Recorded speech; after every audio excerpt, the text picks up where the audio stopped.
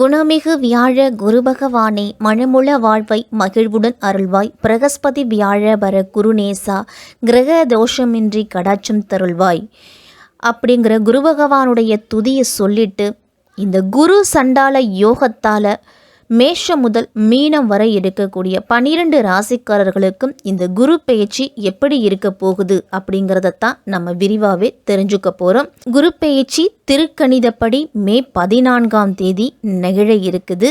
வாக்கிய கணிதப்படி குரு பெயர்ச்சி நடந்து முடிஞ்சிருச்சு. சித்திரை மாதம் 28ஆம் தேதி ஞாயிற்றுக்கிழமை நடந்து முடிஞ்சிருச்சு. ரிஷப ராசியில இருந்துட்டு வந்த குரு பகவான் மிதுன ராசிக்கு பெயர்ச்சி ஆகிறாரு. குரு பார்க்க கோடி நன்மை அப்படின்னு சொல்லுவாங்க. குரு பகவான் தன்னுடைய பார்வையோட பலம் அப்படின்னு பார்த்தோம்னா 5, 7, 9ஆம் இடங்களை பார்க்குது. துலாம், தனுசு, கும்பராசியை பார்க்குது. குரு சண்டால யோகம் அப்படின்னா குருவும் ராகு பகவானும் ஒரே ராசியில இருந்தாலோ அல்லது குரு பகவான் ராகுவை பார்த்தாலோ குரு சண்டால யோகம் அப்படிங்கிறது உருவாகும். குரு சண்டால யோகத்தால குரு பகவான் நல்ல நிலையில இருந்தா திடீர் அதிர்ஷ்டம், எதிர்பாராத லாபம், எல்லா விதத்திலையும் வெற்றி அப்படிங்கிறது கிடைக்கும்.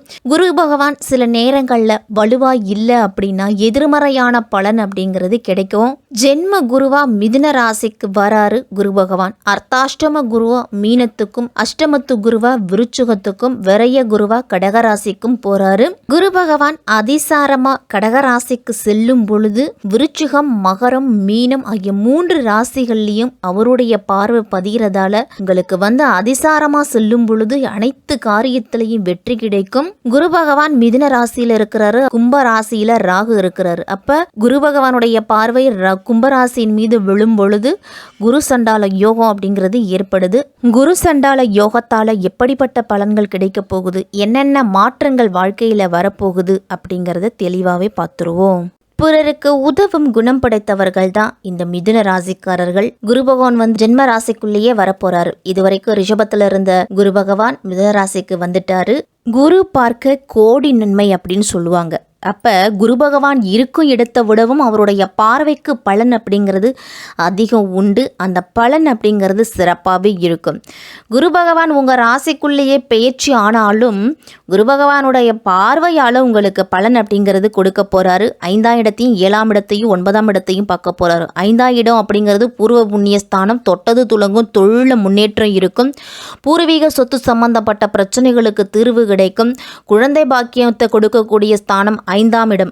அப்ப குழந்தை பாக்கியம் இல்லாதவர்களுக்கு குழந்தை பாக்கியத்தை கொடுப்பாரு. படிப்புல நாட்டம் அப்படிங்கிறது இல்லாம இருந்திருக்கும் இதுவரைக்கும். அப்ப படிப்புல ஈர்ப்பு தரக்கூடிய விஷயத்தை செய்வாரு. படிப்புல நாட்டம் இல்லாத குழந்தைங்க கூட இனிமேல் படிப்புல அதிகமான கவனத்தை செலுத்துவாங்க. பிள்ளைகளால உங்களுக்கு நல்லது நடக்கும். பிள்ளைகளால பெருமை சேரப்போகுது. திருமணம் நடக்காம தள்ளி போய்கிட்டு இருந்த மிதுன ராசிக்காரர்களுக்கு திருமணம் அப்படிங்கிறது நடக்கும். திடீர் யோகமும் திடீர் அதிர்ஷ்டமும் 5ஆம் இடத்துல இருக்கக்கூடிய குரு பகவானுடைய பார்வையால கிடைக்க போகுது. ஒரு வேலையில நாட்டம் இல்லாம ஏண்டா செய்யறோம் அப்படின்னு செய்துக்கிட்டு இருந்தவங்க கூட இனிமேல் அந்த வேலையில அன்போடும் அக்கறையோடும் செயல்படுவீங்க. அப்போ உங்களுடைய வாழ்க்கையில நல்ல முன்னேற்றம் அப்படிங்கிறது இருக்க போகுது. மிதுன ராசிக்காரர்கள், இளம் வயது மிதுன ராசிக்காரர்களுக்கெல்லாம் காதல் அப்படிங்கிறது வரும். உங்களுடைய காதல் வாழ்க்கை சிறப்பாக இருக்கும். காதலிப்பவர்களுக்கெல்லாம் திருமண உறவு அப்படிங்கிறது மாறும். பிரிஞ்சிருந்த கணவன் மனைவிலாம் ஒன்று சேருவீங்க.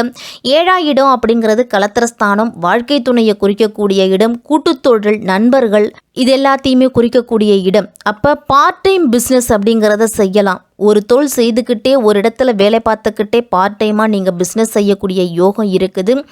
7ஆம் இடத்தை குரு பகவான் பார்க்கறதால காதல் திருமணம் கைகூடி வரும்.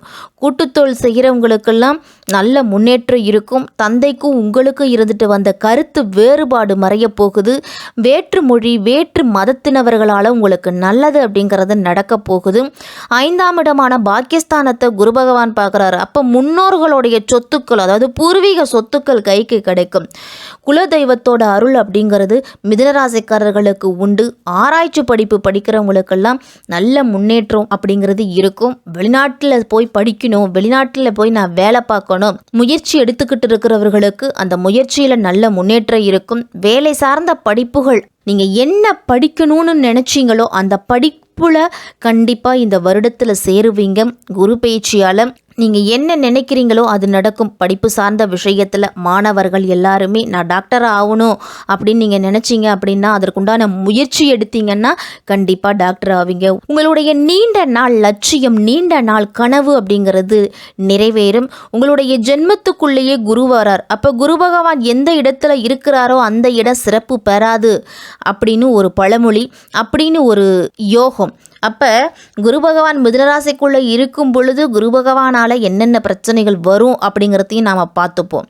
குரு பகவானுடைய பார்வைக்கு பலன் உண்டு. உங்களுடைய உழைப்பு அப்படிங்கிறது அதிகமாக இருக்கும். மிதுன ராசிக்காரர்களுடைய உழைப்பு அதிகமாக இருக்கும். ஆனால் உழைப்புக்கு தகுந்த ஊதியம் கிடைக்குமா, அதற்குண்டான அங்கீகாரம் கிடைக்குமா அப்படின்னா கிடைக்காது இந்த வருடத்தில்.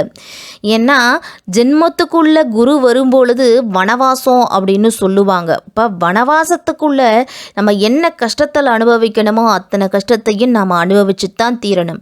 ஆனால் குரு பகவானுடைய பார்வையால் உங்களுக்கு பலன் உண்டு. ஆனால் குரு பகவானால் பலன் உண்டா அப்படின்னா சந்தேகம்தான். இப்போ இந்த ஒரு வருட காலத்துக்கு நீங்கள் உழைக்கக்கூடிய உழைப்பு அடுத்த வருடம் குரு பயிற்சி ஆகும் பொழுது 2ஆம் இடம்னு சொல்லக்கூடிய தனவாக்கு குடும்பஸ்தானத்துக்கு மாறப்போறாரு. இப்பொழுது உங்களுக்கு இரட்டிப்பா கிடைக்கும். உங்களுடைய உழைப்புக்கு தகுந்த பலன் இரட்டிப்பாக கிடைக்க போகுது அப்படின்னு தான் சொல்லணும். இந்த ஒரு வருட காலத்துக்கு கடுமையான உழைப்பை நீங்கள் போடுங்க. உங்களுடைய முயற்சியில் மட்டும் தடை அப்படிங்கிறது இருக்கக்கூடாது. என்ன பிரச்சனை வந்தாலும் பார்த்துக்கலாம் அப்படின்ட்டு உங்களுடைய உழைப்பை தொடர்ந்து செய்துக்கிட்டே வாங்க. 3லிருந்து கேது விலகுறாரு. அதனால மிதுனராசிக்காரர்களுக்கெல்லாம் மன நிம்மதி அப்படிங்கிறது கிடைக்கும். தூக்கம் இல்லாத இரவுகளை சந்திச்சுட்டு வந்த உங்களுக்கு தூக்கம் அப்படிங்கிறது சிறப்பாக இருக்கும். வீட்டுக்குள்ளே போனாலே ஒரு மாதிரி எதிர்மறை ஆற்றல் அதிகமாக இருக்கும். மன சஞ்சலம் இருக்கும். ஏண்டா வர்றோம் வீட்டுக்கு அப்படின்னு தோணும்.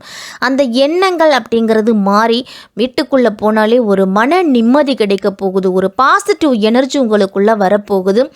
வண்டி வாகனத்தில் இருந்துட்டு வந்த பிரச்சனைகள் தீரும். டாக்குமெண்ட் சார்ந்த விஷயத்தில் இருந்துட்டு வந்த பிரச்சனைகள் குறையும். இடம் வாங்கக்கூடிய யோகம் இருக்குது. 10ல் சனி வரார். அப்போ பதவியில் மாற்றம், தொழிலில் மாற்றம் அப்படிங்கிறது மிதுன ராசிக்காரர்களுக்கெல்லாம் உண்டு. குரு பயிற்சி மிதுன ராசிக்கு விரய செலவுகளை கட்டுப்படுத்தணும். முடிஞ்ச வரைக்கும் வரக்கூடிய விரய செலவுகளை சுப செலவுகளாக மாற்றுங்க. இல்லத்தில் தெய்வ நடமாட்டம் அப்படிங்கிறது அதிகரிக்கும். உங்களுக்கு தெய்வ நம்பிக்கை அதிகரிக்கும். எந்த விஷயத்தில் எச்சரிக்கையாக இருக்கணும் அப்படின்னா இரத்த உறவுகள் சார்ந்த விஷயத்தில் கொஞ்சம் விட்டு கொடுத்தும் போகணும். பேசும் வார்த்தைகளில் கவனத்தோடு இருக்கணும். நண்பர்கள் சார்ந்த விஷயத்தில் எச்சரிக்கையோடு இருக்கணும். அடுத்தவர்கள் விஷயத்தில் தலையிடுவதையோ இல்லை அவர்களுக்காக பணம் வாங்கி கொடுக்கறது, அவர்களுக்காக எந்த காரியமாக இருந்தாலும் போய் நிற்கிறது, நான் இருக்கேன் நீ பார்த்துக்கலாம் துணிந்து செய் அப்படின்னு வாக்குறுதி கொடுப்பதையோ தவிர்த்துக்கணும்.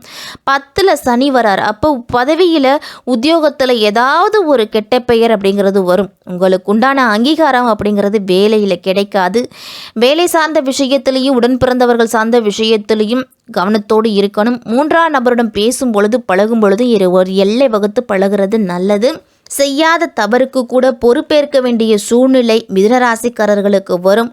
தாய் தந்தையில இருந்துட்டு வந்த பிரச்சனைகள் அப்படிங்கிறது தீரும். புரிஞ்சிருந்த கணவன் மனைவிலாம் ஒன்று சேருவீங்க. முதலீடுகளுக்கு பஞ்சம் அப்படிங்கிறது இருக்காது. குரு பயிற்சி காலகட்டத்தில் எடுத்த காரியத்தில் முன்னேற்றம் உண்டு. தனிப்பட்ட முறையில் உங்களுக்கு புகழ் செல்வாக்கு இதெல்லாமே உயரும். தைரியமும் தன்னம்பிக்கையும் அதிகரிக்கும். தெய்வ காரியங்களில் அதிக ஈடுபாடு அப்படிங்கிறது உண்டாகும். கோயில் கட்டுவது, ஆசிரமத்துக்கு செல்வது, திருப்பணிகளுக்கு உங்களால் முடிஞ்ச உதவிகளை செய்கிறது, இது எல்லாமே உங்களுக்கு மனதில் ஒரு புதுவித தெம்பை உண்டாக்கும்.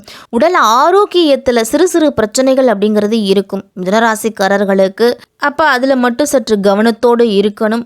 புதன் பகவானை ராசி அதிபதியாக கொண்ட மிதுனராசிக்காரர்களே, பெருமாள் வழிபாடு உங்களுக்கு பெரிய வெற்றியை கொடுக்கும். சனிக்கிழமையில பெருமாளுக்கு துளசி மாலை அணிவித்து வழிபட்டுட்டு வாங்க. பைரவர் வழிபாடு உங்களுக்கு நல்ல பலனை அதிகரித்து கொடுக்கும். மிதுனராசிக்காரர்களுக்கு இந்த குரு பயிற்சி சிறப்பாகவே இருக்கும்.